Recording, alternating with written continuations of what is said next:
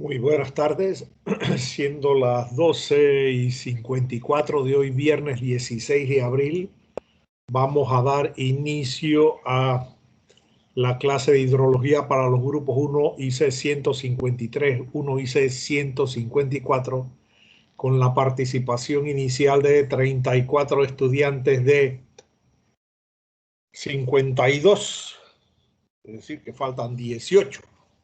Pero bueno, a lo mejor se van uniendo, a lo mejor no vienen, pero cada uno sabrá qué es lo que va a hacer al respecto. Muy bien. En la clase de hoy vamos a hablar de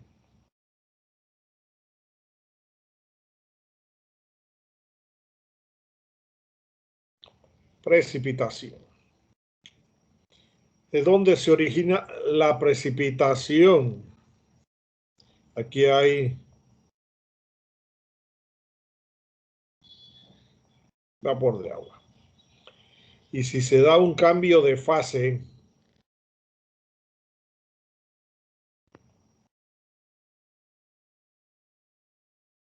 a líquido, y si eso está muy frío, puede ser a sólido, puede caer en forma de lluvia, nieve o granizo. Así que la precipitación es el paso del agua que se encuentra en el nivel atmosférico o el retorno del agua que se encontraba en el nivel atmosférico al nivel superficial, y de ahí pues hay infiltración. Así es que la precipitación se origina del vapor de agua que hay en la atmósfera. La precipitación, pues, para que se dé, tiene que haber cambios de fase, y en esos cambios de fase hay cambios de temperatura, enfriamiento. El vapor de agua, cuando se enfría, se condensa, y la precipitación se clasifica de acuerdo a los mecanismos que originan el movimiento vertical de esas masas cargadas de humedad. Así que vamos a ver la clasificación.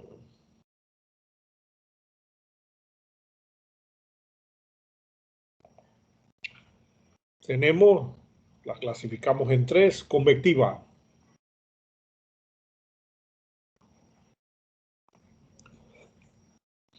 tenemos un cuerpo de agua,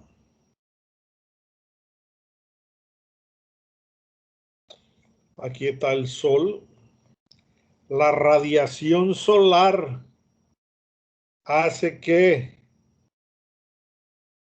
el cuerpo de agua absorba calor, y al absorber calor se evapora, y las masas cargadas de humedad son más livianas que el aire seco, así que suben. Al subir, se enfrían, retornan en forma de precipitación. Y ese movimiento vertical es un movimiento convectivo, de acuerdo a los procesos físicos del movimiento de la masa. Así es que es producto pues de que el cuerpo de agua absorbe energía producida por la radiación solar. Las masas húmedas son más livianas que las masas secas de aire, suben, al subir se enfrían, al enfriarse se van a dar las condiciones adecuadas para que el vapor de agua se condense y retorne en forma de precipitación. 2. Orográfica.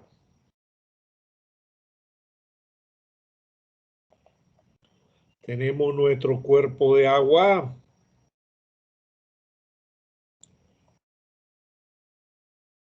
Tenemos el sol. El agua se evapora. Pero resulta ser que tenemos viento. Y el viento se mueve de zonas de mayor presión a zonas de menor presión. Por ejemplo, en esta época, la zona de convergencia intertropical, que estaba localizada en el Ecuador se mueve hacia el norte y está más o menos localizada sobre Panamá, y como tenemos zonas de baja presión en Panamá, se están dando lluvias en todo el territorio nacional. Pero la orográfica, debido a esas diferencias de presión, viene el viento. Y el viento empuja esas masas cargadas de humedad y las nubes se forman a distintas alturas, y de acuerdo a la altura en que se forma la nube se le da distintos nombres: cúmulos, que son esos nubarrones negros bajos; estratocúmulos; nimbos; cirros, que son los más altos. Así es que el viento empuja las nubes contra las montañas y eso produce un ascenso de esas masas. El ascenso produce enfriamiento y el enfriamiento produce que el cambio de fase de gas a líquido y produce precipitación.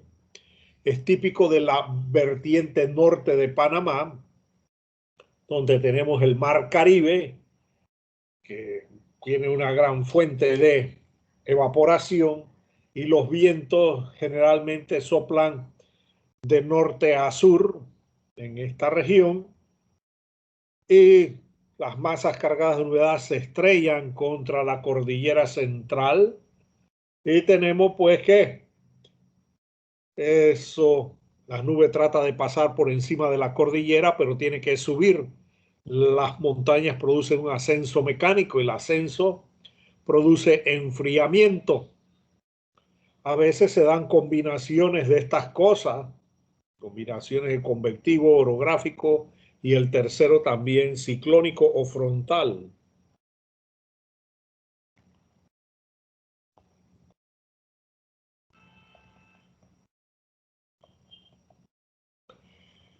Y tenemos los frentes, y tenemos que la tierra y el agua se enfrían y se calientan a distintas velocidades. La tierra se enfría más lentamente y se calienta más lentamente.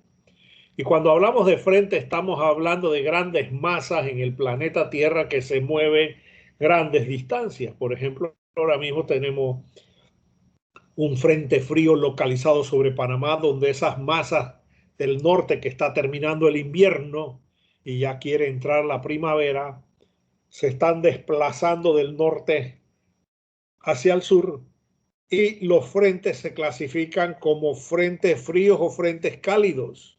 Si tenemos aire cálido y tenemos un aire frío, entre esas dos se produce una discontinuidad. Las masas de aire tienen distintas propiedades, una discontinuidad, y si el viento sopla hacia allá, la masa de aire cálido desplaza a la masa de aire frío, y si el viento sopla hacia allá, entonces las masas de aire frío desplazan las masas de aire caliente, y si el viento sopla en dirección perpendicular al iPad, tenemos un frente estacionario que no se mueve. Así que dependiendo si la masa cálida desplaza a la masa fría o si la masa fría desplaza a la masa cálida, o si no hay desplazamiento de masas de diferentes temperaturas, tenemos frentes fríos, frentes cálidos y frentes estacionarios. Y todo depende de la dirección del viento. Pero esa discontinuidad en las propiedades en las masas hacen que las nubes tengan ese mismo efecto de las montañas. Aquí es una barrera física, aquí es una barrera que no se ve, y ya sea que la cuña de aire empuje al aire cálido, la cuña de aire frío, o que la masa de aire cálido trate de ir por encima del aire frío, estas masas ascienden y al subir se enfrían y se producen las condiciones adecuadas para la precipitación. A veces se dan combinaciones, las lluvias son combinaciones de estos tres efectos, tiene que ver con el enfriamiento de las masas, y ese enfriamiento promueve el cambio de fase. Las nubes se mueven en los primeros 18.000 pies de altura, los primeros 6 kilómetros de altura. Y más allá, las nubes no se mueven. Y tenemos que ver entonces con nuestro planeta, donde pues se producen esas masas cargadas de humedad y el aire seco es más pesado que el aire frío, así que se producen estas corrientes de convección, donde el aire seco desciende y el aire húmedo sube. Y ese movimiento vertical produce enfriamiento y el enfriamiento conduce a un cambio de fase, es decir, una condensación. Y si permanece mucho tiempo y la temperatura está muy baja, puede pasar al estado sólido. De que haya nieve o se produzca una nevada en nuestro país es muy remota. Sí han habido eventos de granizo, no son frecuentes, afortunadamente. Sí que las lluvias caen y las gotas son de distintos tamaños, con gotas menuditas, gotas bien grandes y pesadas, etcétera, etcétera, etcétera. Así que esos son los mecanismos. Pero la precipitación requiere que exista humedad en la atmósfera.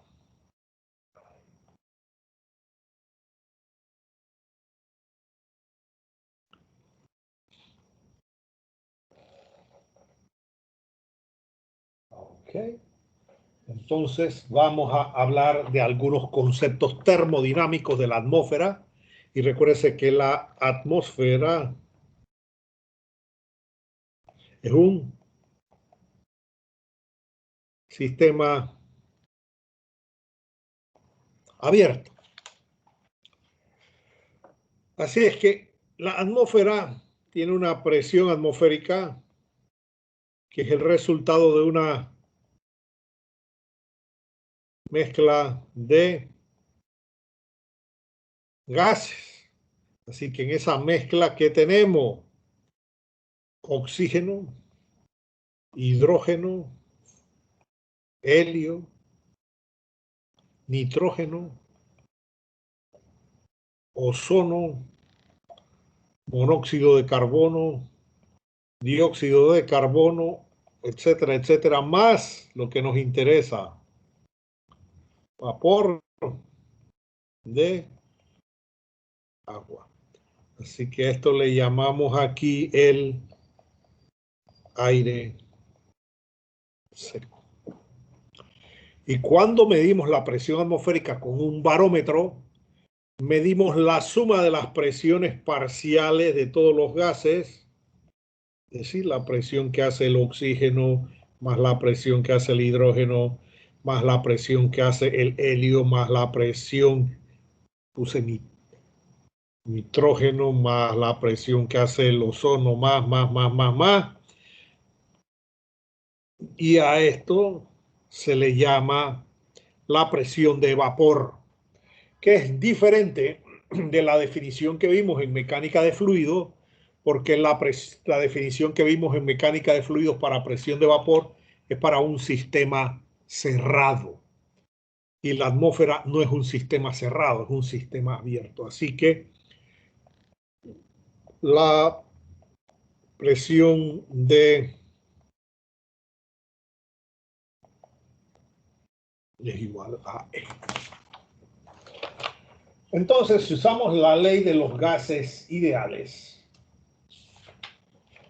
vamos a decir que esa presión de vapor se puede obtener a partir de la ley de Dalton y de los gases ideales de la siguiente manera. E es igual a la densidad de vapor o humedad absoluta, la constante de ingeniería del gas para aire seco, por la temperatura absoluta.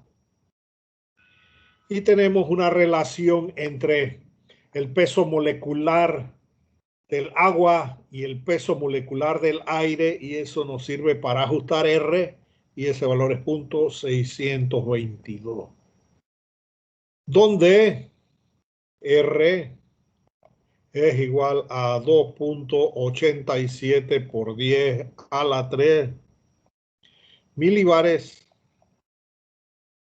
centímetro cúbico entre gramo, y generalmente si uso G Lo confunden con la aceleración de la gravedad, así que a veces pongo GR, a veces pongo GM, gramo, cambio el signo para que no haya confusión, grados Kelvin, ya que la temperatura tiene que ser absoluta.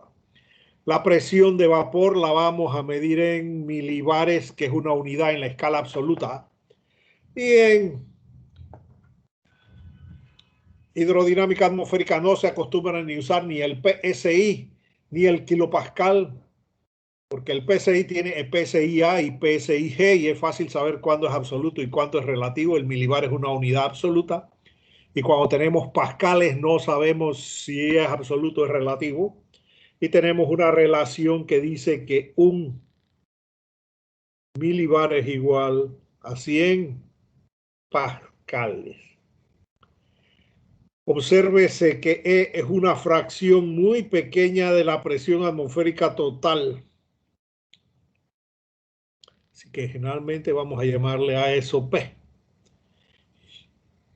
¿Por qué? Porque es la suma de las presiones parciales según la ley de Dalton de cada uno de los distintos componentes de la mezcla. Y en esa mezcla hay muchos componentes y cada uno de esos diferentes gases, y el vapor de agua es un gas, ejerce una presión parcial. A la presión parcial que ejerce el agua se le llama presión de vapor. ¿Okay? Sin embargo, esas cosas dependen de la temperatura. ¿Okay? Esto es constante, la densidad de vapor o humedad absoluta va a estar en gramos entre centímetro cúbico. Y tenemos que podemos hacer una relación como la siguiente. ¿Okay? Por aquí vamos a tener la temperatura y por aquí vamos a tener E. Y hay una curva que se le llama la curva de saturación. Y en la curva de saturación H es igual a 100%. ¿Qué es H? Humedad relativa. Y se mide con un instrumento que se llama el termómetro seco y el termómetro húmedo. Y en función de la diferencia entre los dos, tenemos la humedad relativa y H es igual a la presión de vapor entre la presión de vapor de saturación por 100. Así que en esa curva de saturación, E es igual a ES. Y cuando tenemos que H es igual a 100%, E es igual a ES. Pero todo es variable, ¿por qué? Porque la radiación solar calienta la Tierra y cuando se oculta el sol, la Tierra se enfría, así que eso es variable. Así que esta es la zona subsaturada. Eso significa que H es menor de 100% y que E es menor que ES. Y esta es la zona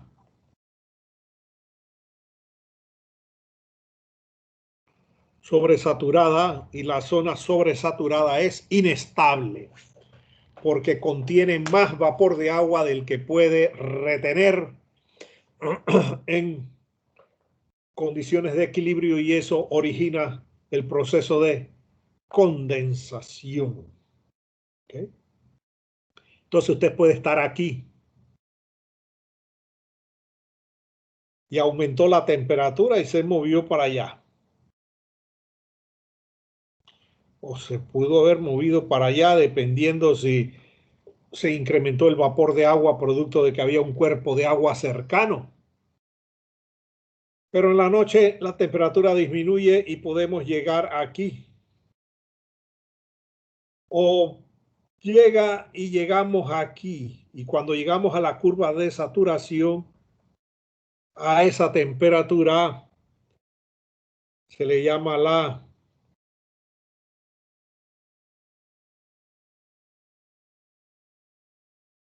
temperatura para la formación de rocío. Bien. TSUD del inglés do. Así que si quizá ustedes lo puedan asociar con una soda.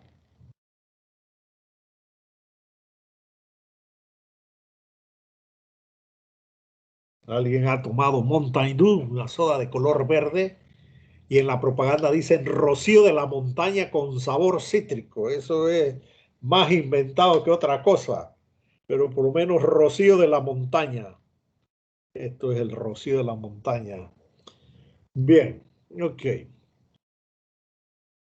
Y cuando la temperatura bajó y alcanzó esto, entonces se forma rocío y nuestra abuela dice que no salgas, que te vas a serenar y cosas así por el estilo. Y si usted se levanta muy temprano en la mañana y la temperatura en la noche descendió y llegó a la temperatura para la formación de rocío, como quieres pasar a la zona sobresaturada, el agua se condensa por contacto alrededor de un cuerpo. Así es que en los techos de las casas no ha llovido, pero los techos están mojados o el césped tiene esas gotitas muy finas de agua sobre el césped y que eso contribuye a aumentar la humedad del suelo.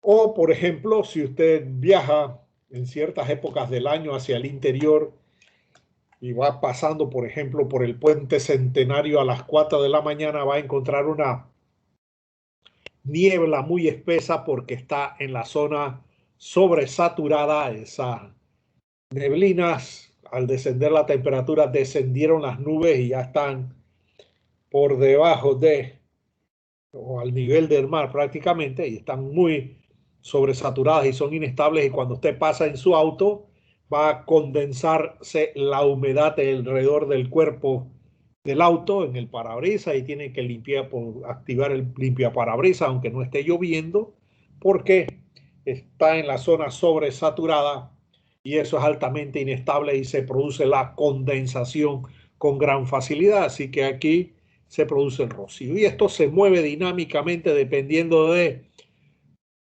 la radiación solar que incrementa el vapor de agua en la atmósfera, de la temperatura, cómo se está moviendo, etcétera, etcétera, etcétera. Si estamos en saturación, significa que la humedad contiene, digo, la atmósfera contiene la máxima cantidad de vapor de agua en condiciones de equilibrio. Subsaturado significa que todavía puede absorber algo de vapor de agua. Pero yo tuve la oportunidad de vivir dos situaciones. Por ejemplo, temperatura 45 grados centígrados, humedad relativa 20%. Esto fue en Davis, California.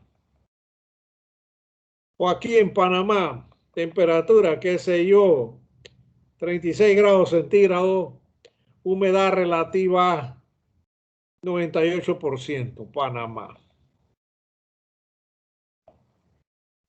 ¿Cuál de las dos es más agradable para el ser humano? Aunque usted no lo crea, esta de aquí, porque esto es lo que afecta. ¿Y qué ocurre cuando un ser vivo, como los seres humanos y demás, sienten calor? Empiezan a transpirar, porque al transpirar sudan y esa agua que sale de los poros en estado líquido pretende evaporarse y al evaporarse absorbe calor y al absorber calor le baja la temperatura al cuerpo. Pero ¿qué ocurre aquí? La atmósfera está sedienta de vapor de agua, así es que el agua no ha salido del poro cuando ya se evaporó y usted ni cuenta se da que está sudando. ¿Qué es lo único que tiene que hacer aquí? Como está perdiendo mucha agua, tiene que estar tomando líquidos con mucha frecuencia. Y allá usted sí siente la urgencia de estar tomando agua. Pero ¿qué ocurre acá? La atmósfera está casi saturada. Tiene poca capacidad de absorber vapor de agua. El cuerpo suda, el sudor queda ahí, usted queda mojado todo el día, esperando que ese sudor se evapore. Y como no se refresca, el cuerpo sigue sudando y sigue sudando y sigue sudando. Y otro de los inconvenientes es que en ambientes húmedos como el nuestro, que estamos aquí en el trópico, los virus y las bacterias sobreviven y les gusta mucho ese ambiente húmedo. Y obsérvese que tenemos pues esas pestes que nos llegan. Ahora tenemos el COVID, pero todos los años vienen las gripes y el poco de cosas y te vacunas contra las gripes y esas cosas para que no te resfríe.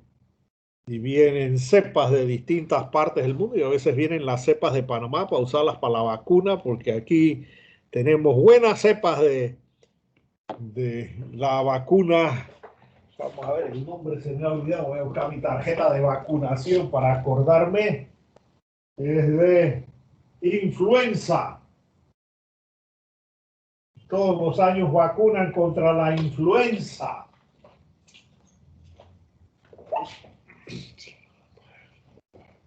Todos los años vacunan contra la influenza y a veces las cepas las buscan en Panamá porque tenemos unos virus bien buenos aquí para sacar vacunas a la influenza. Así es que esta cosa de la humedad relativa es un indicativo de cuánta agua puede o no retener la atmósfera en forma de vapor de agua. Tenemos una relación entre presión de vapor de saturación y temperatura para la formación de rocío. E sub S es igual a 2.7489 por 10 a la 8 exponencial de menos 4.278.6 entre TD más 242.79. Esto aquí está en grados centígrados, esto está en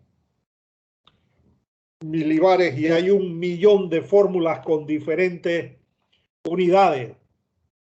Así que cuando estamos aquí, en ese punto tenemos esto y la temperatura es igual a la temperatura para la formación de rocío, si llegamos a ese puntito de ahí. Muy bien, y tenemos pues una relación entre la temperatura para la formación de rocío y la presión de vapor de saturación. Tenemos otros términos que tenemos que definir aquí en nuestra termodinámica atmosférica, la humedad específica. Así que tenemos la humedad absoluta o densidad de vapor, tenemos la humedad relativa y la humedad específica y la representamos por medio de la letra Q minúscula, que es la relación entre la densidad de vapor y la densidad de la mezcla. Okay, muy bien.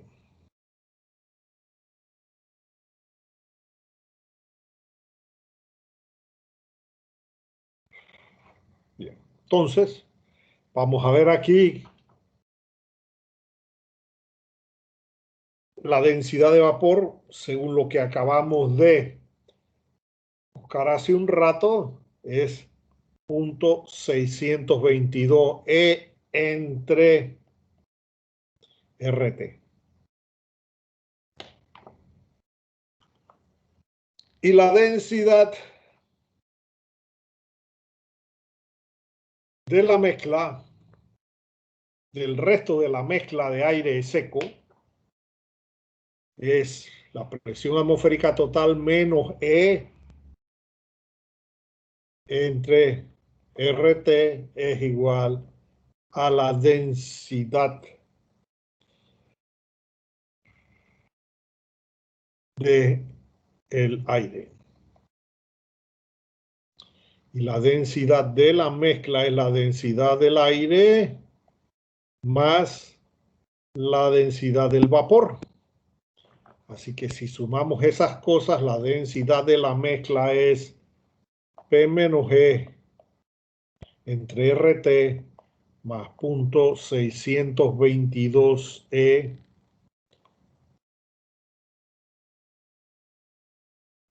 entre RT. Es decir, la densidad de la mezcla es igual a P menos punto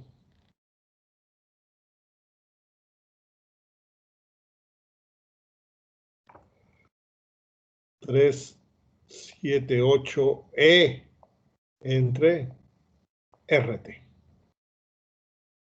O la densidad de la mezcla es igual a P entre RT por 1 menos 0.378 entre P. Y obsérvese, el aire seco, la densidad de la mezcla sería P entre RT, porque en el aire seco E es igual a 0. Pero a medida que E aumenta, la densidad de la mezcla disminuye, porque esto está restando. Y por esa razón el aire húmedo es más liviano que el aire seco.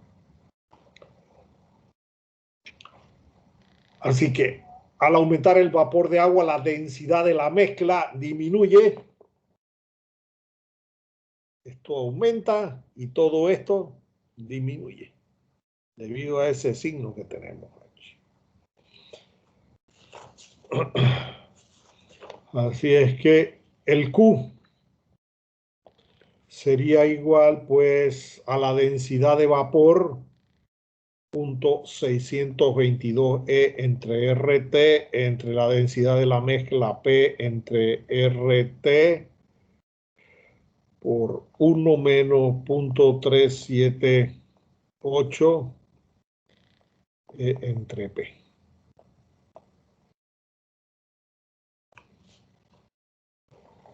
Así que el Q es igual a 0.622 entre P menos 0.378.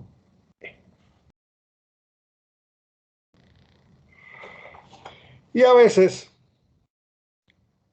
como hemos estado suponiendo cosas aquí, ley de los gases ideales, que la atmósfera no se comporta exactamente como un gas ideal, a veces esto se simplifica porque P es mucho más grande que E y se dice .622 entre P. Y a veces eso da mejor resultado para estimar la humedad específica que la fórmula completa anterior. Así que a veces se hacen ajustes basados en observaciones. Muy bien.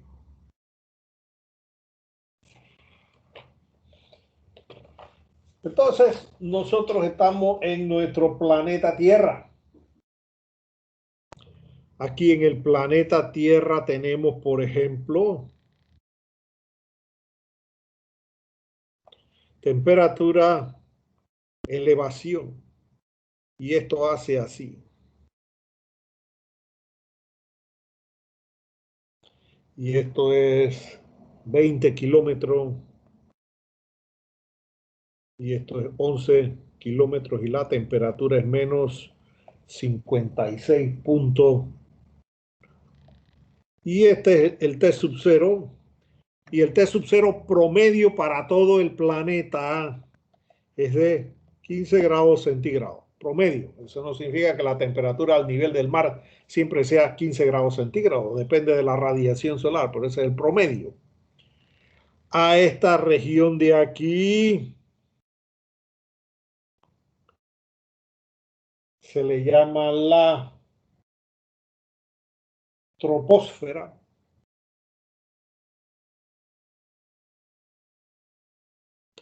Y a esta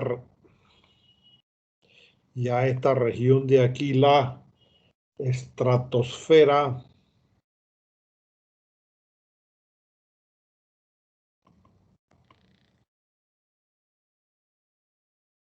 y a esto de acá la ionosfera. Y aquí el proceso es isotérmico. Por otro lado, si tenemos por aquí elevación y por aquí presión, esto hace así. Y a los 40 kilómetros la presión es cero. Y aquí tenemos una presión promedio de unos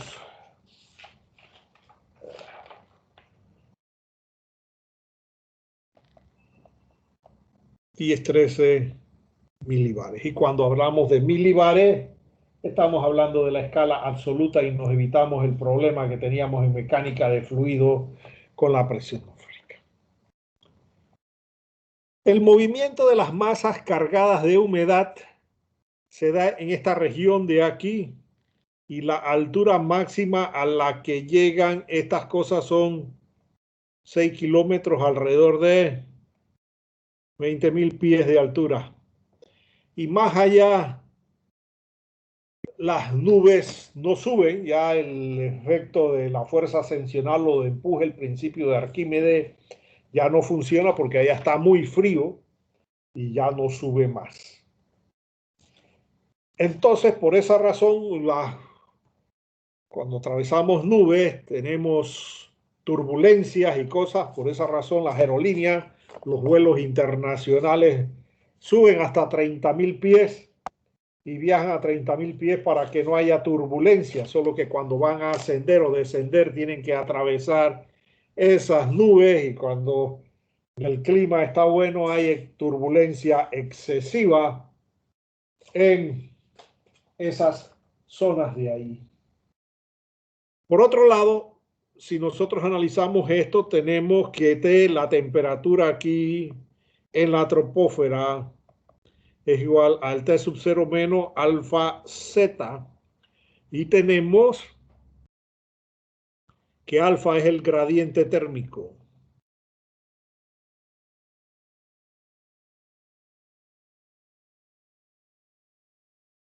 Y alfa es igual a 0.0065 grados centígrados por metro. ¿Okay? Cuando tenemos aire seco. Pero cuando tenemos aire húmedo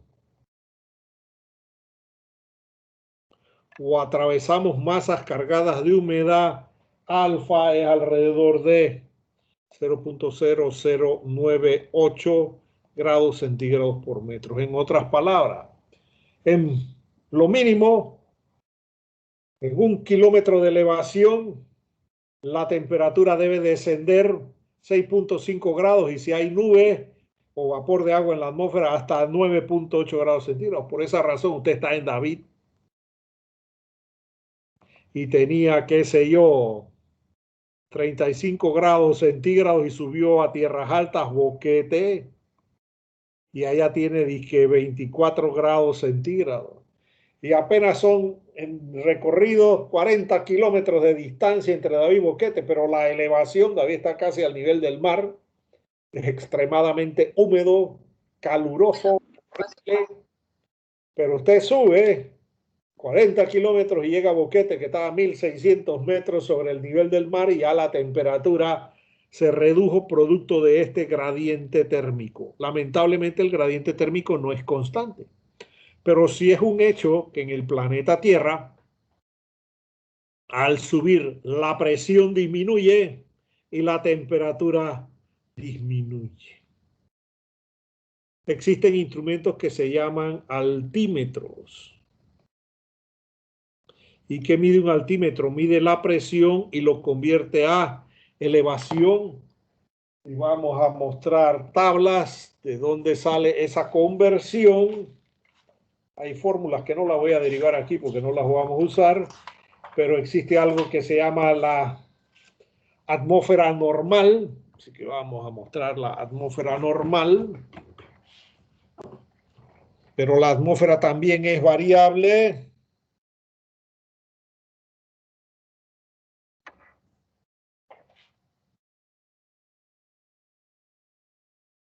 Así que para los 40 grados de latitud norte tenemos ahí una tabla de atmósfera normal y tenemos la temperatura promedio, la elevación y la presión. Así que un altímetro no es una cinta métrica que está midiendo la elevación, imposible. ¿Qué se mide en el altímetro? Se mide la presión.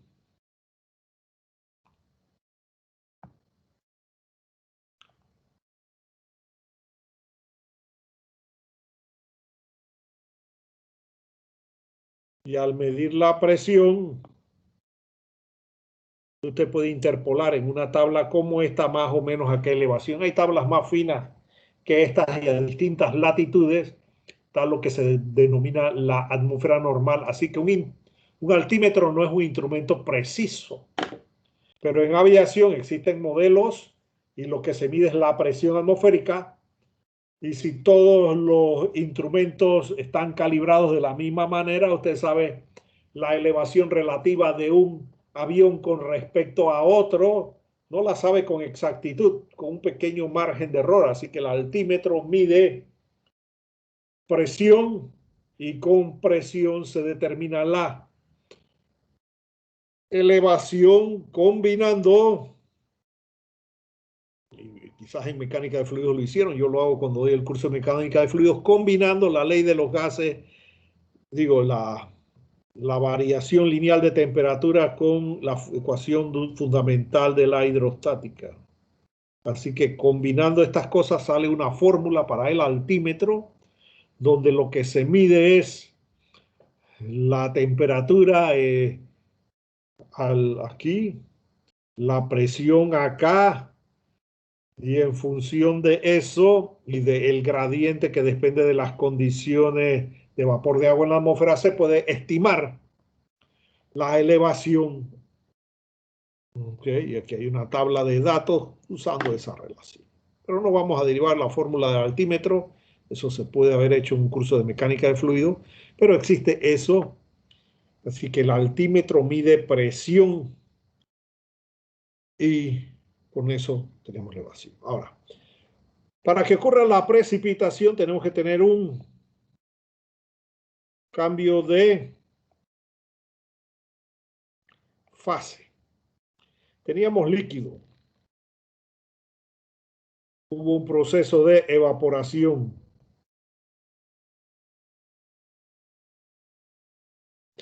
Y en ese proceso de evaporación terminamos en vapor. Y luego puede existir un proceso de condensación. Y luego tenemos líquido. Y puede haber un proceso de congelamiento.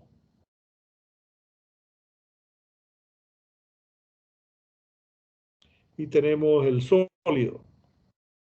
Y esto es nieve o...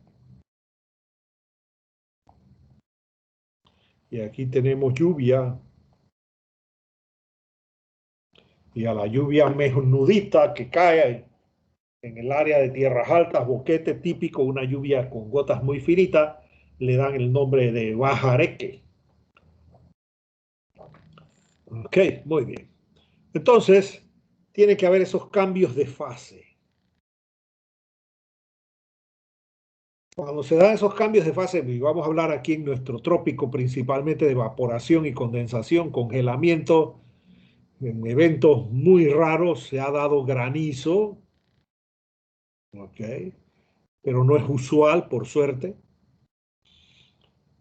Ok, tenemos que el líquido absorbe calor y eso se le llama el calor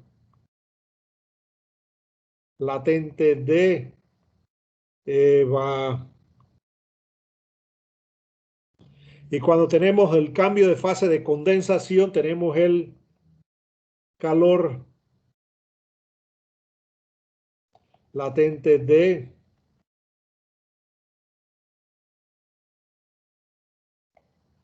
Es decir, el vapor de agua absorbe calor Y cuando se condensa, libera el calor. Y el calor latente de evaporación L es igual a menos LC, y eso es igual a 597.3 menos 0.57 T, donde esto aquí está en grados centígrados y esto aquí está en calorías por gramo. Hay muchas fórmulas: temperaturas en grados Kelvin, en grados Rankine, en grados Fahrenheit, en grados centígrados. A veces en vez de usar calorías usan BTU, British Thermal Unit, y otro poco de cosas. Así es que no les voy a dar 1.000.000 de fórmulas, vamos a tratar de usar la menor cantidad posible de fórmulas. Entonces, ¿qué ocurre? Cuando el agua se evapora, absorbe calor. Y la masa de vapor de agua lleva esa energía absorbida en calorías por gramo. Pero cuando se condensa, la libera y esa energía queda en la atmósfera. Y esa energía que está en la atmósfera con el proceso de condensación se tiene que liberar. Y queda en la atmósfera. Y después que está en la atmósfera se tiene que disipar. Así es que cuando se acumula mucha energía, ¿cómo se disipa? Por fenómenos locales, tornados o huracanes, tifones. En nuestro medio, en el Caribe panameño, tenemos estos huracanes que son centros de baja presión. ¿Y cómo se disipa? Rotando.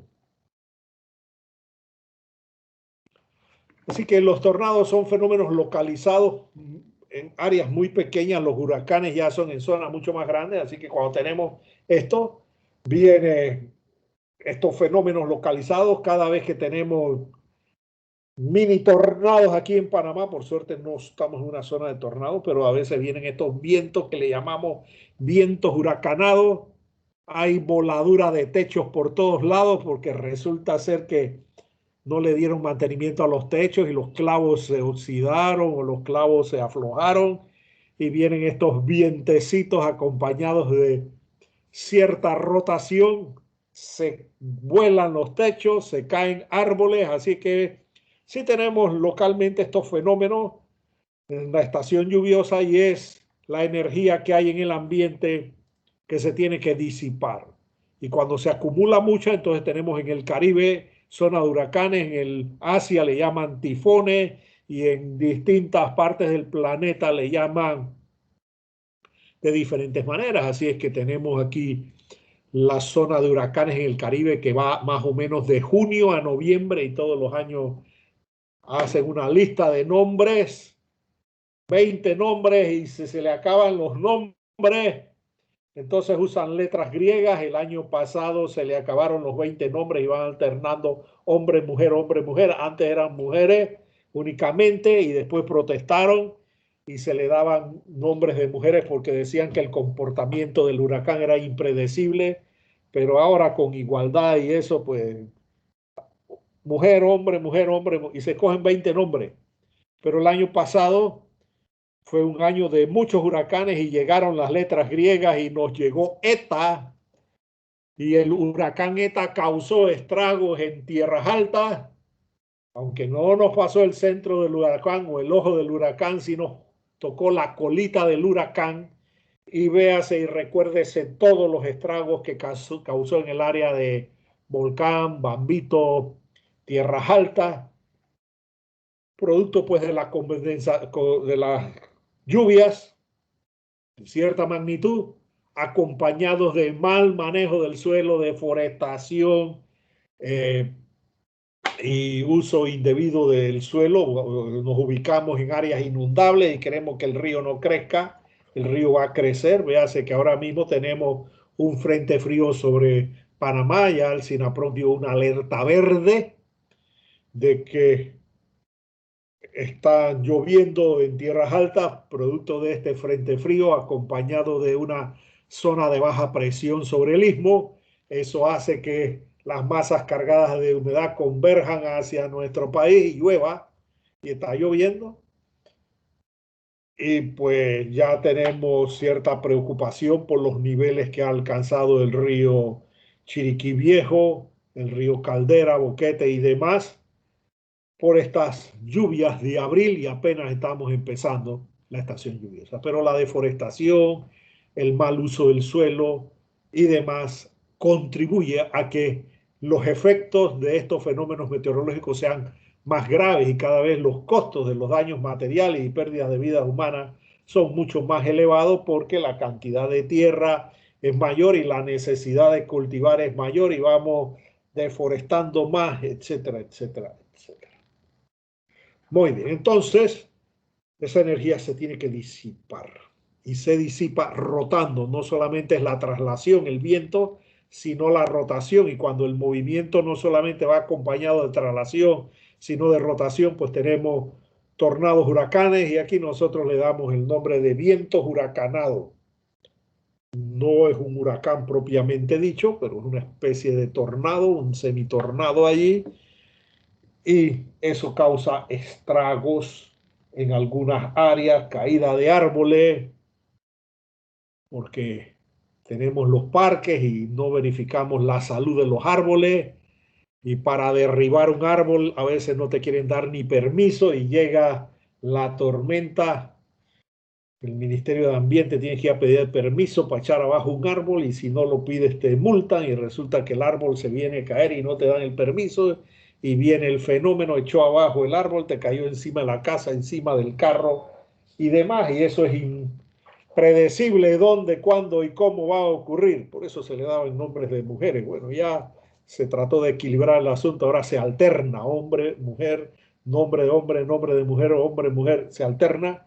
Se escogen 20 nombres por año. Si se agotan, entonces acudimos a las letras griegas. El año pasado, como les mencioné, fue un periodo de mucha actividad de huracanes, y tuvimos que acudir a las letras griegas.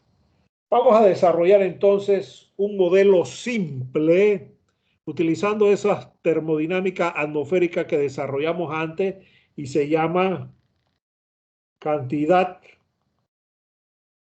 de agua precipitable.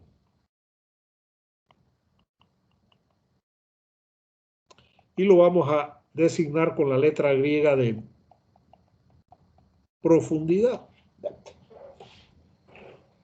Es decir, ¿cuál es la profundidad que ocuparía el agua en estado líquido si todo ese vapor de agua que está en la atmósfera se convirtiera en lluvia? Pero generalmente la humedad de la atmósfera no va a quedar totalmente seca. Cuando llueve siempre queda algo de nubes en el ambiente. Tiene que haber muchos eventos extremos para que se seque el ambiente. Generalmente el vapor de agua se lo lleva el viento, y queda el aire seco, no porque llovió, sino porque la humedad se la llevó el viento. Así que si tenemos aquí el planeta Tierra y aislamos una columna que tiene un área aquí A, en esa columna va a haber vapor de agua en estado gaseoso,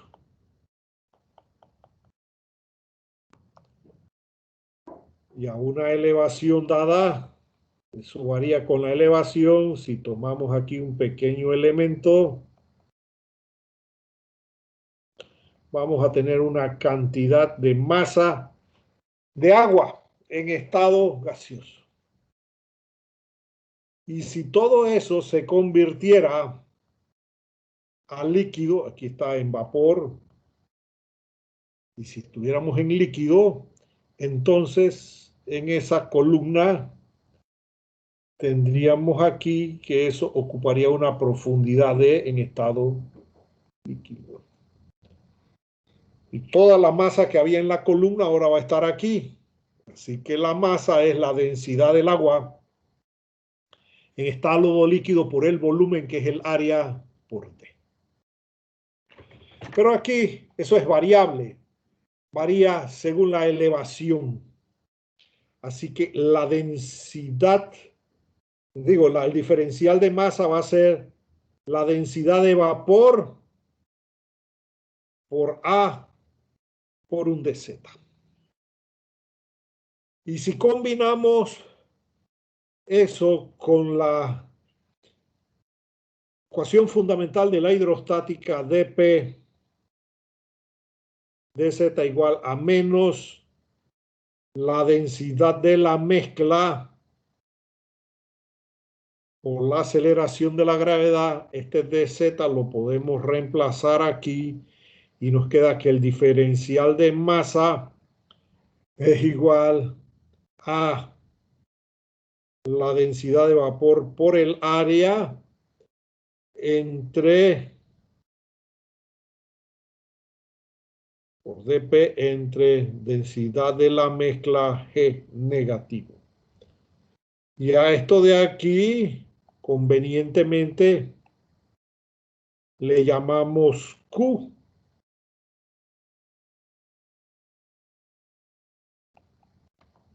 Y si integramos todo esto, nos queda que la masa va a ser menos A entre G por la integral de Q por un dP. Y si esto lo igualamos allá, esto va a ser ρ por A por D.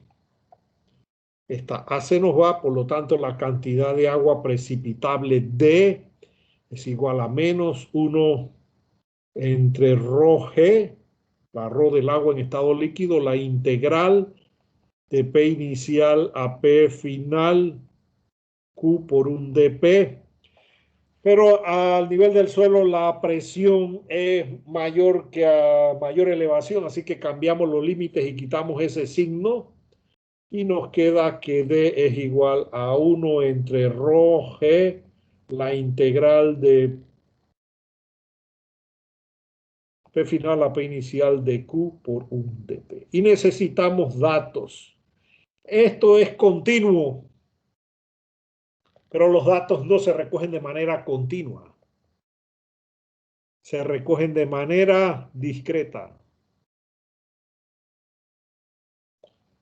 Así que al recoger los datos de manera discreta, ¿cómo podemos recoger esos datos?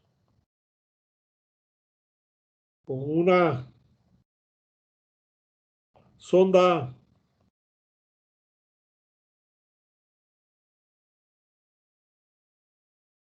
meteorológica, con un radar meteorológico o con un satélite meteorológico.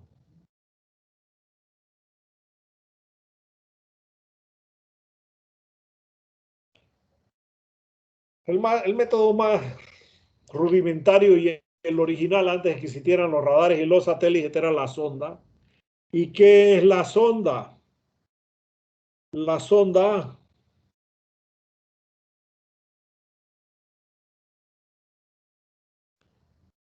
estamos al nivel del suelo, es un globo. Ese globo tiene un instrumento aquí y ese instrumento que mide presión, temperatura y humedad relativa. Y eso va subiendo y cuando llega hasta cierta altura, usualmente está calibrado para que cuando llegó a los 6 kilómetros de alto el globo se rompa. Y esto que va mandando una señal de radio, ahora los más modernos mandan una señal digital que la capta una computadora. Hay estaciones de estas que los instrumentos estos que le mandan la información a su celular. Imagínense, usted está ahí con el celular recibiendo la información. Así es que va midiendo estas cosas principalmente, etcétera. Estos son los datos más relevantes que necesitamos aquí. La sonda sube cuando llegó a cierta altura, los 20.000 pies, se rompe el globo y eso desciende en un paracaídas y manda una señal a donde cayó y la gente lo va y lo recupera y te dan recompensa por devolver el aparato porque es reusable, etcétera, etcétera. Un radar está calibrado con los datos de una sonda y hay un barrido de radar. La ACP tiene un radar meteorológico. A veces usted puede entrar en internet en la señal del radar meteorológico de la ACP y va el barrido del radar y está viendo ahí distintos colorcitos y cada colorcito está significando algo distinto de acuerdo a la humedad que hay en el ambiente y el satélite está a una gran elevación sobre el planeta y hace un barrido y manda un rayo y el rayo pega y se devuelve al satélite y el satélite recolecta ese rayo y en función de los tiempos y del efecto Doppler y otro poco de cosas electrónicas, él determina eso. ¿Cómo se determina la presión? Bueno, con la presión se mide con un barómetro. Esto se mide con un termómetro normal y esto se mide con un termómetro húmedo seco. Así es que eso está calibrado con un altímetro y la presión permite dar la elevación de manera aproximada. Así que usted calibró que a ciertos valores de presión vamos a tener ciertas elevaciones y a esa elevación en el altímetro vamos a medir temperatura y la cosa se recoge de manera discreta. H es igual a E entre ES por 100. Y si usted asume que T es igual a T sub D, encuentra E sub S. Ya vimos la fórmula antes. Vamos a recordársela. Así que si usted asume aquí que T es igual a T sub D, usted calcula el E sub S. Y que con la temperatura que usted midió, calcula la presión de vapor de saturación a esa temperatura. Y tiene su presión de vapor E, que sería ES por H entre 100, donde la H la midió. Así que esto no se mide, solo se calcula. Solo se calcula, no se mide. Hay que calcularlo. Y no son valores absolutos, están dentro de cierto margen de error, porque las fórmulas están basadas en modelos y han sido calibrados con datos, más o menos viendo a ver lo más exacto posible, pero no son valores absolutos, son valores relativos con un margen de error mínimo. Entonces, usted tiene ahí que el Q es igual a 0.622 E entre P más o menos en nuestro modelo simple. No vamos a usar la fórmula completa que derivamos porque con ese ajuste tenemos datos más cercanos a la realidad por todas las suposiciones que se hicieron de que ley de los gases ideales y ley de Dalton y otra por cuestión de cosas que son teóricas. Así es que usualmente ignoramos este pedacito de aquí por esto, porque la presión atmosférica es mucho mayor que E. Así que con ese ajuste estimamos la humedad específica. Así es que terminamos con una tablita de datos y de cálculos y tenemos la humedad específica. Y si hacemos un gráfico, P versus Q, lo tomamos aquí, luego lo tomamos acá, acá, acá, acá, y lo tomó en distintos puntos y a medida que eso fue subiendo, la presión fue disminuyendo y la humedad específica también fue disminuyendo. ¿Y qué tenemos? Tenemos que D es igual a 1 entre ρ G, la integral de Q por un dP, de P final a P inicial. ¿Pero qué representa esto de aquí?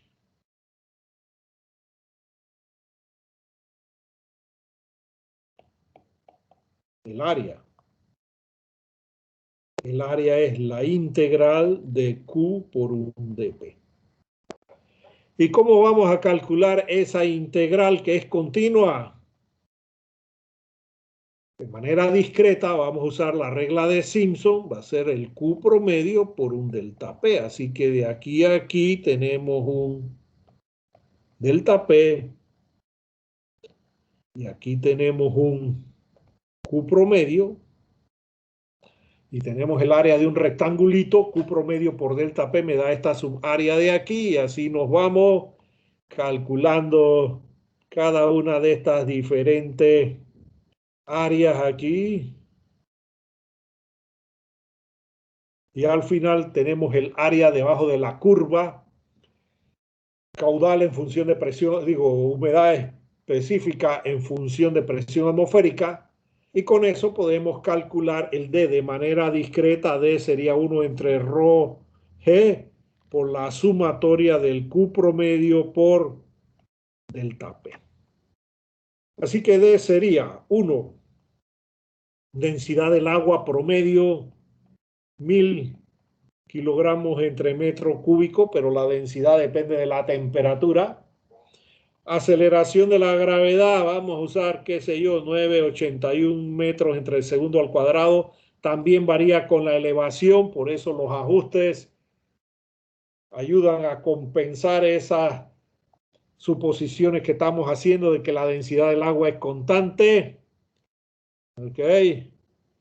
Por la sumatoria. Q es adimensional, a veces se expresa en gramos sobre gramos, pero es adimensional y el delta P está en milibares. Así que tenemos por 100 pascales un milibar. Este milibar se nos va con este milibar, así que nos queda que D es igual a 100 entre 9.810 kilogramos por metro entre segundo al cuadrado. Es un newton entre metro cúbico y un pascal es un newton entre metro cuadrado. La sumatoria de Q promedio delta P. Así que eso nos da que si yo multiplico por 100 centímetros un metro, D es igual a 10.000 entre 9.810 sumatoria de Q por delta P. Y asumimos que eso es aproximadamente otro redondeo más, sistema abierto. Así que D en centímetros es igual a la sumatoria de Q promedio por delta P en milibares. Y ese es un modelo muy rudimentario. Hay modelos más sofisticados que integran eso usando elementos finitos y otras hierbas aromáticas que escapan del alcance de este curso. Pero la idea aquí es cómo a partir de esas relaciones termodinámicas elementales desarrollar un modelo para describir el comportamiento del agua en la atmósfera. Pero vamos a tener lo que se llama la precipitación efectiva. Porque la cantidad de agua precipitable supone que todo el contenido de vapor de agua se convierte al estado líquido. Así que la precipitación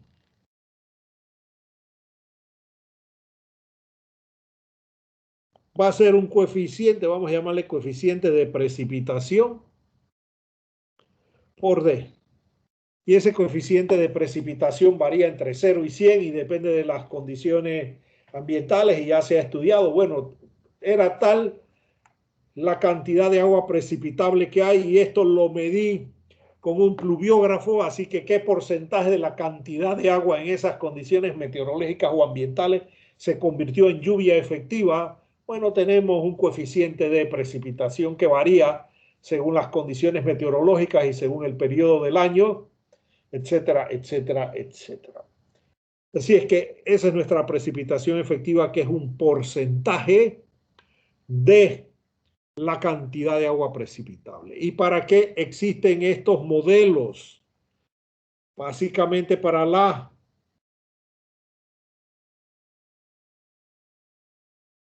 administración de los embalses.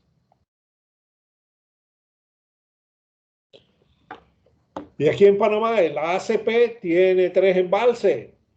El embalse del lago Gatún, el embalse de Maden o Alajuela y el embalse de Miraflores, que es pequeñito. ¿Y cuál es el propósito de esos embalses?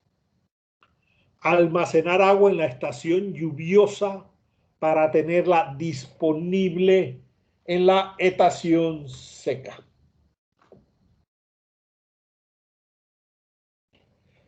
Pero cuando llega al final de la estación lluviosa, generalmente yo tengo los embalses al nivel máximo. Tengo la mayor cantidad posible de agua guardada en los embalses.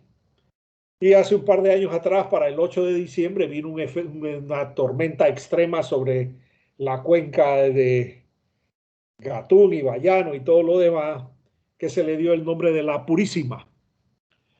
Afortunadamente, la ACP tiene un radar meteorológico, tiene los satélites meteorológicos, tiene el radar y está recogiendo información y la están procesando en tiempo real cada 15 minutos y están monitoreando el asunto. No es como ETESA, que recoge el dato hoy y lo procesa dentro de 3 meses, ya es demasiado tarde.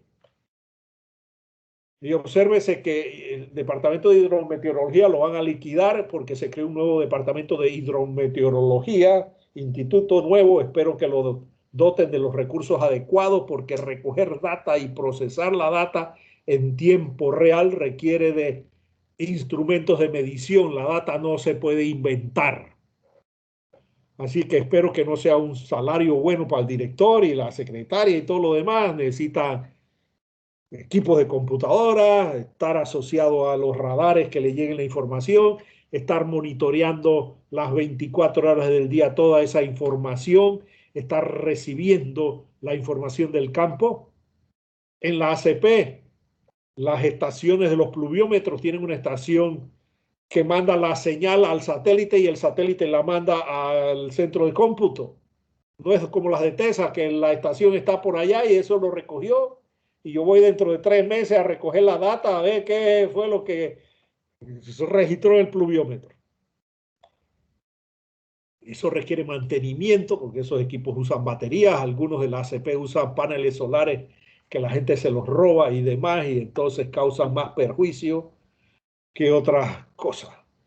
Así es que para administrar esos embalses, si el embalse está lleno y viene una tormenta sobre la cuenca, usted tiene que poder cuantificar el volumen de agua que se va a generar, porque tiene que hacer espacio en el embalse para desalojar el volumen de agua y hacer espacio para el volumen nuevo.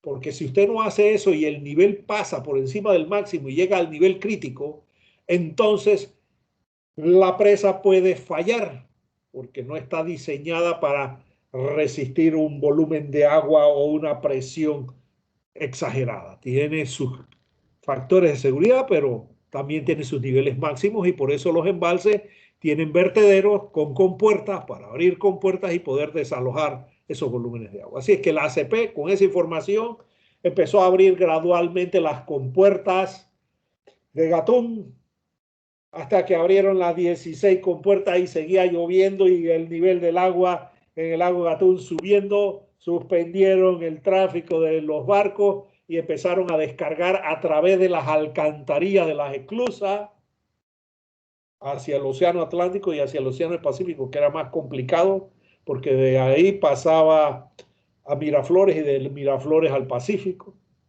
Y seguía lloviendo y ya el nivel estaba llegando al crítico. Bueno, en la presa de Gatún se produjeron unas grietas, pero por fortuna para nosotros, porque si la presa de Gatún hubiera fallado y se rompe la presa, mientras reconstruyes la presa y mientras llenas el embalse, pueden pasar muchos, muchos años y entonces nos hubieras quedado sin nuestro recurso más preciado, que es el que proporciona más ingresos al país, que es el tránsito de barco en el canal. Por fortuna, cuando ya no había más nada que hacer, no sé, prendieron 3 velitas a la Virgen María para el 8 de diciembre, se estabilizó la cuestión, no pasó del crítico, pero estuvo a milímetros de llegar al nivel crítico y pudieron operar bien con una pequeña grieta en la presa de Gatún, que no fue tan crítica, pero se produjeron grietas y esas grietas pueden ocasionar la falla. Sin embargo, tenemos la misma tormenta sobre la cuenca de Bayano. En la presa de Bayano es administrada por AES y la función de AES es generar electricidad. Y tenemos ETESA, Energía de Transmisión Eléctrica, que ahora nada más le va a quedar transmisión eléctrica, un departamento de hidrometeorología que recoge la data pero no la procesa en tiempo real.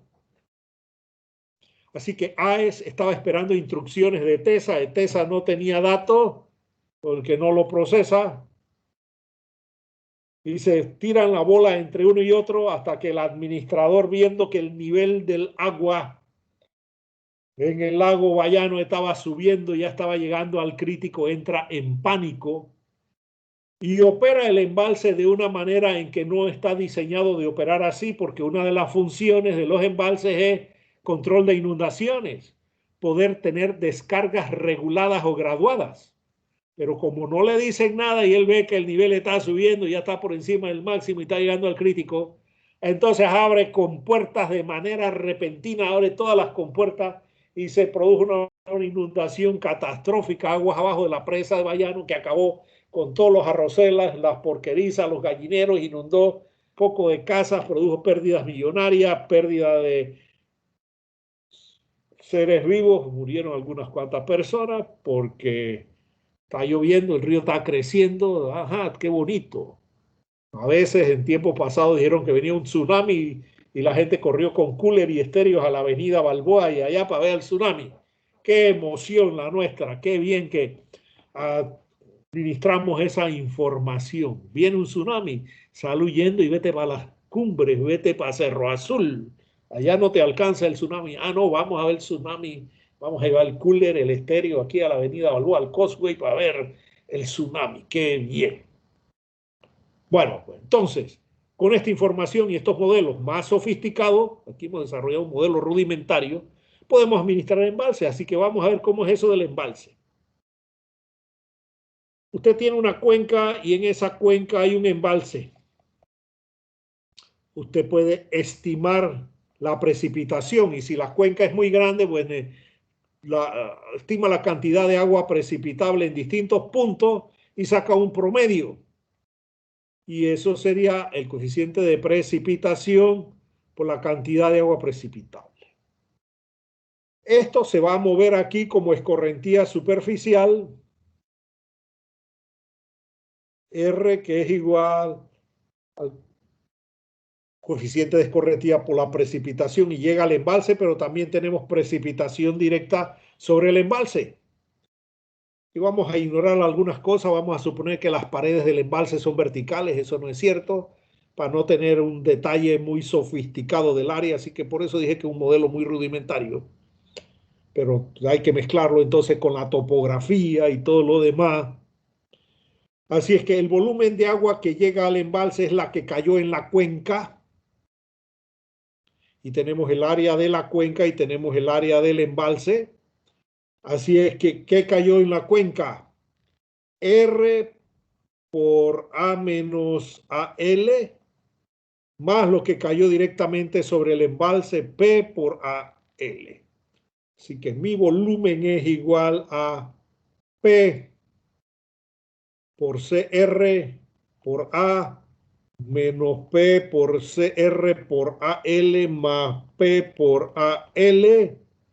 Así que mi volumen es igual a CR por P por A, que es la precipitación sobre toda la cuenca más la precipitación ajustada sobre el embalse, que es P por AL por 1 menos el coeficiente de escorrentía. Así que a esto se le llama la precipitación ajustada sobre el embalse, porque ya parte de la precipitación cayó aquí, pero cuando la lluvia cae directamente sobre el embalse no se ve afectado por la escorrentía superficial porque se acumula directamente. Y luego usted tiene que, si usted quiere el cambio de elevación, sería el volumen de agua entre el área del embalse. Y usted tiene su presa allí y usted tiene su nivel. Y usted puede estimar este cambio en la elevación del nivel del agua. Por supuesto, es un modelo muy rudimentario. Las paredes las estoy suponiendo verticales para no complicar tanto el problema. Ok. Y si ese cambio en la elevación hace que este Z sea mayor que el Z crítico, hay que abrir compuertas y desalojar agua para tener espacio para ese nuevo volumen de agua. Así es que vamos a hacer un problemita de ejemplo para que vean esas cosas.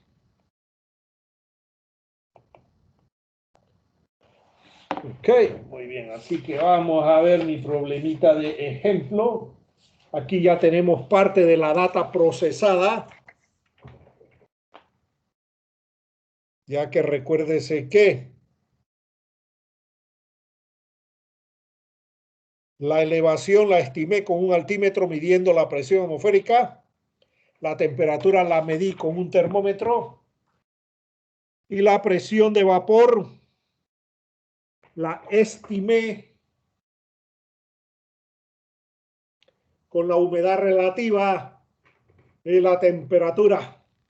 Estimé la presión de vapor de saturación, asumiendo que la temperatura era la temperatura para la formación de rocío. Y luego, con la humedad relativa, pude obtener la presión de vapor. Así que esos son parte de datos y parte de cálculos. Así que aquí tenemos los cálculos. Estos cálculos lo hicieron con una regla de cálculo. Es bastante antiguo el ejemplo, pero aquí lo recalculé a mano. Así que en función de la elevación tenemos la humedad específica con el modelo ajustado. Así que este más aquí va una raya.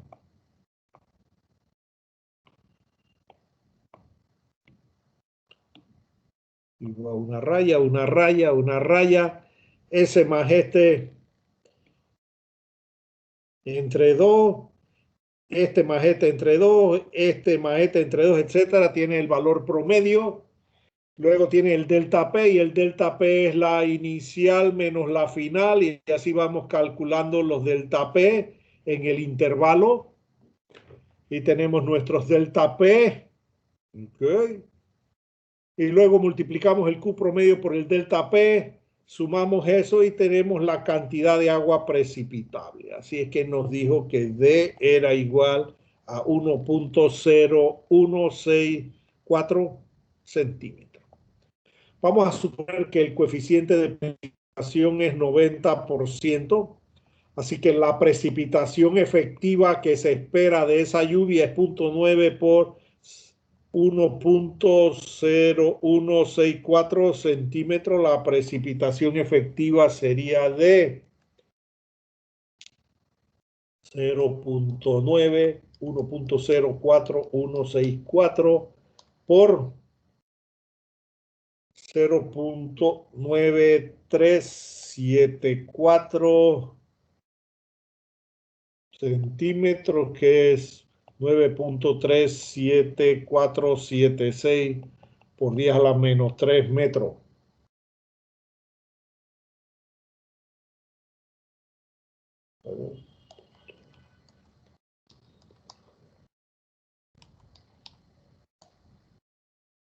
A ver, no, lo escribí mal, lo escribí mal. 0.91476.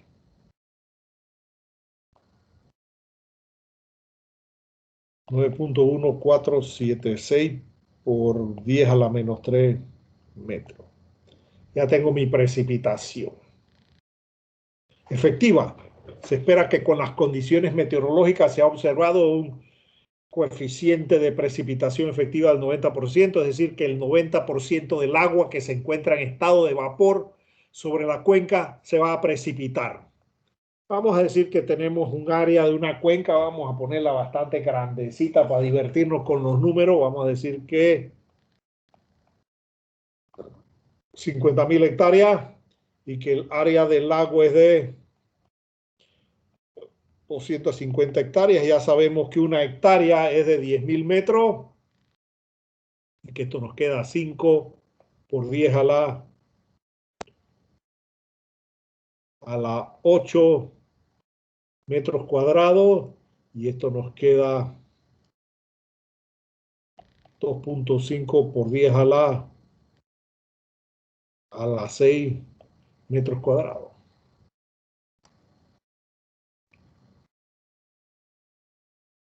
Así que mi volumen sería igual a CR por P por A más P por AL por 1 menos CR. Eso sería, vamos a decir que 0.4 por P por A más P por AL por 0.6. Así que tengo esos datos en memoria. 0.4 P por A por, eso da 1.829.520. 1.229.520 metros cúbicos de agua. Así que en cuencas muy grandes se generan muchos volúmenes de agua con una lluvia común y corriente, una lluvia apenas de 1 centímetro de profundidad. Ahora, si esa lluvia dura media hora es un desastre, pero si esa lluvia dura 12 horas, las cosas no es tan catastrófica. Así que son las variaciones temporales y espaciales lo que definen si vamos a tener un evento extremo o no. Más P por AL, 0.6 por más 1.3721.4.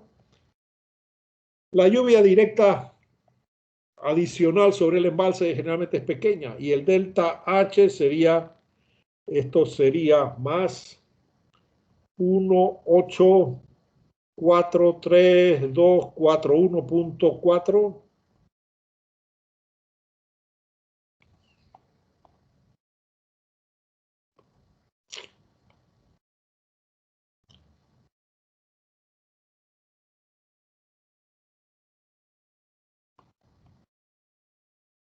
Así que el delta H sería igual a el volumen entre el área del embalse, estamos suponiendo paredes verticales, si no, pues el área, tenemos que sacar el área promedio de nivel superior y el nivel inferior, el promedio de las dos áreas, etcétera, etcétera, etcétera. Así que eso nos da entre el área de, nos da entre 0.7372956 metros, es decir que el delta H 73.73 centímetros, más o menos.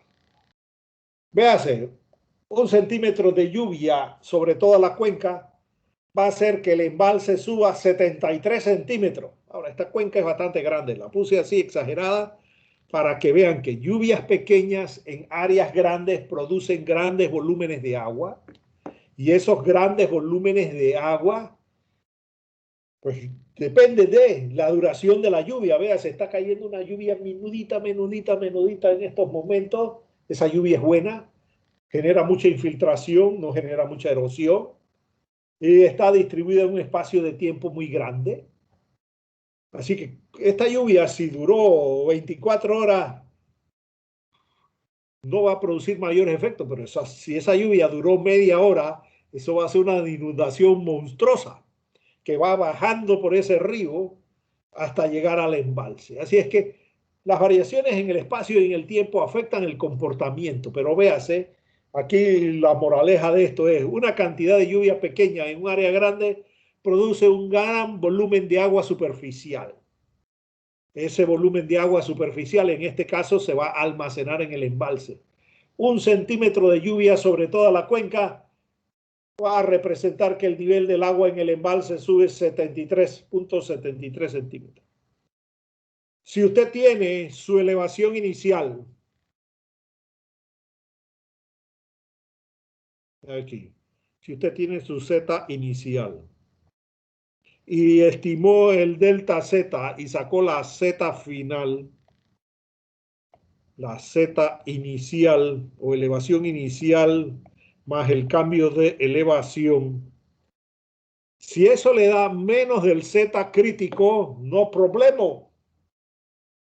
El embalse tiene suficiente capacidad para almacenar esa agua sin poner en peligro el embalse.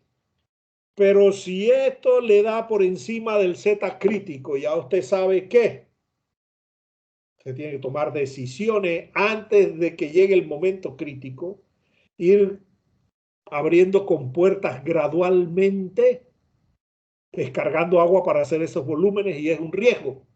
Porque recuérdese que esto es estadístico.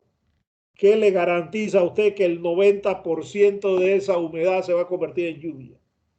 ¿Qué le garantiza a usted que usted tiene todos esos nubarrones sobre la cuenca y usted dice va a llover y llega el viento y se lleva las nubes y se quedó esperando que lloviera? Por eso son decisiones en los administradores de embalse que tienen que tomar y por eso es que en estas situaciones críticas como la ACP, donde el recurso agua es crítico, esto se está monitoreando las 24 horas del día y se está procesando en tiempo real cada 15 minutos. Así que no es solamente recoger la información, es también procesarla y analizarla y tomar decisiones. La toma de decisiones a veces está basada en informaciones estadísticas del comportamiento sobre la cuenca, pero me permite tomar decisiones para no poner en peligro, porque han habido a nivel mundial fallas de muchas presas, porque no han tomado decisiones y resulta que el volumen de agua fue más grande de que el que podía resistir el embalse y excedió el nivel crítico y simplemente la presa falló y se rompió la presa y desastre esa cabeza de agua que va bajando por el río, arrasando con todo. Muy bien, aquí hemos terminado la clase de hoy, son las 2:25. Hemos visto algunas relaciones de termodinámica atmosférica que nos han permitido desarrollar un modelo rudimentario de cantidad de agua precipitable y hemos visto más o menos cómo se usan esos datos para sacar cierta información y hacer ciertos pronósticos de qué puede ocurrir sobre esa cuenca. Así que esperemos que al nuevo Instituto de Hidrometeorología le den los recursos suficientes, que contraten personal entrenado en estas disciplinas, que les guste la hidrología y que procesen la data y tengamos esa información. Y cuando querramos hacer tesis, y hacer tesis de estos temas es fácil, nada más es procesar la data, pero no podemos hacer tesis si no tenemos data.